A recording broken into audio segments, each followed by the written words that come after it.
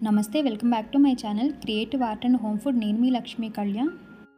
ఈరోజు వీడియోలోని విఆర్కే గారు డైట్ చేసే వాళ్ళ కోసం చాలా ఈజీగా అయిపోయే మష్రూమ్ ఫ్రైని ఎలా చేసుకోవాలో చూద్దామండి. నేను ఇక్కడ 200 గ్రాముల మష్రూమ్స్ తీసుకున్నానండి. వీటిని శుభ్రంగా కడిగిన తర్వాత మరీ చిన్న ముక్కలుగా కాకుండా మీడియం సైజులో కట్ చేసుకోవాలి.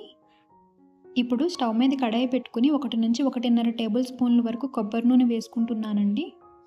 నూనె వేడైన తర్వాత 1/2 టీ స్పూన్ జీలకర్ర, అలాగే కొంచెం కరివేపాకు వేసుకొని వేయించుకోవాలి. జీలకర్ర, కరివేపాకు వేగిన తర్వాత కట్ చేసి పెట్టుకున్న మష్రూమ్స్ని వేసుకుంటున్నానండి. ఇప్పుడు రుచికి తగినంత గ్రైండ్ చేసి పెట్టుకున్న సముద్రపు ఉప్పును వేసుకుంటున్నానండి.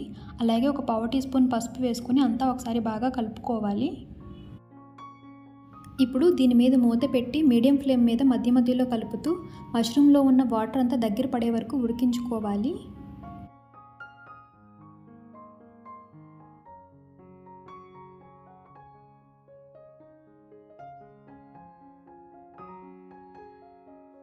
మష్రూమ్లో ఉన్న వాటర్ అంతా ఇలా ఇంకిపోయిన తర్వాత ఇందులోనే ఒక 1/2 టీ స్పూన్ మిరియాల పొడి, 1/2 టీ స్పూన్ ధనియాల పొడి, నువ్వులు అలాగే అవిసె గింజలు డ్రై రోస్ట్ చేసి చల్లారిన తర్వాత పొడి చేసి పెట్టుకున్నానండి. ఇప్పుడు ఈ పొడిని 2 టీ స్పూన్ల వరకు వేసుకుంటున్నాను. మీరు కావాలనుకుంటే ఇంట్లో తయారు చేసుకున్న గరం మసాలా పొడిని కూడా వేసుకోవచ్చండి.